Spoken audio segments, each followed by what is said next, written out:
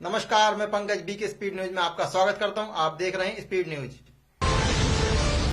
अमरोहा जिले के मंडी धनौरा थाना इलाके में लूट और चोरी की वारदात को अंजाम देने वाले गिरोह का पर्दाफाश करते हुए पुलिस ने 2 शातिर लुटेरों को गिरफ्तार किया है, जिन्होंने इलाके में लूट और चोरी की एक वारदात करना स्वीकार करते हुए चोरी किए गए रुपए बरामद कराए गए हैं।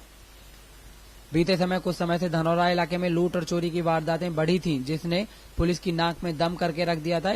इनमें धनौरा कस्बे से बीती 4 दिसंबर को बाजार करने आए निशांत कुमार की कार से डिग्गी तोड़कर 8,69,000 रुपए की चोरी के साथ 26 नवंबर को रोहतास के घर हुई लूट की वारदात का आज पुलिस ने खुलासा करते हुए सोने चांदी के जेवरातों के साथ साथ 1 लाख रुपए की नकदी बरामद हुई है।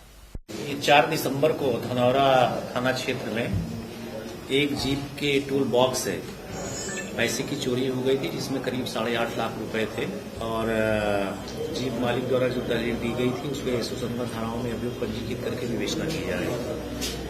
उसी विवेचना क्रम में पुलिस को भारी सफलता मिली है और उसमें 4 अभियुक्तों के नाम प्रकाश में आए थे, जिसमें 2 अभियुक्त विशाल और अमित गिरफ्तार किए गए हैं। उनसे पूछताछ पर उन्होंने पूरा घटनाक्रम बताया और उनके पास से 1,01,000 रुपए की बरामदगी की नकद की गई है।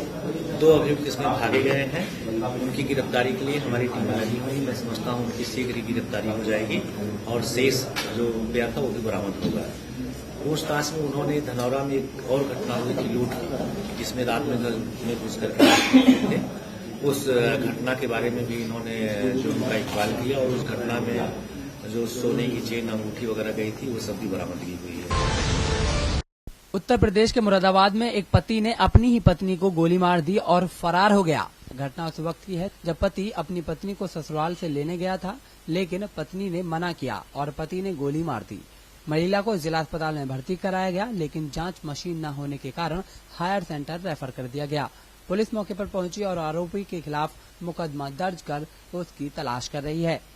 महिला समरीन की शादी 2 साल पहले हुई थी। पति के शराब पीने की आदत से परेशान होकर समरीन अपने मायके में 1 साल से रह रही थी, लेकिन देर रात पति वसीम ने घर में घुसकर पत्नी को गोली मार दी और फरार हो गया। आनन फानन में समरीन को जिला अस्पताल में भर्ती करा दिया गया। अब मैं तो अपने मोबाइल पे बात कर रही थी, जैसे मम्मी बीड़ी लगाएंगी, ये सिर्फ आए थर्ड जैसे मैंने मेरे पास आके पैर मार दिया और मार के एकदम ही चले गए। मुझे अपने घर आए हुए 1 साल हो गया, 1 साल हो जाएगा। मार पिटाई बहुत कर दी। मैं उनसे आज़ादी लेना चाह रही हूँ, वैसे भी उन्होंने 2 बार डिवोर्स दे दिया है। मुझे फिर से बुलाना चाह रहा है, मैं जाना नहीं चाह रही, चाह रहा जबरदस्ती से ही आ जाए। ये मुगलपुरा क्षेत्र में सबरीन नाम की लड़की है। इसके पति से अलगाव चल रहा था। आज शाम को इसका पति घर में घुसा है, उस पर फायर किया है। गोली कूल्हे में लगी है, लेकिन आउट ऑफ डेंजर है। इलाज चल रहा है, मुकदमा कायम हो गया है। जल्दी उसकी अरेस्ट हो जाएगी।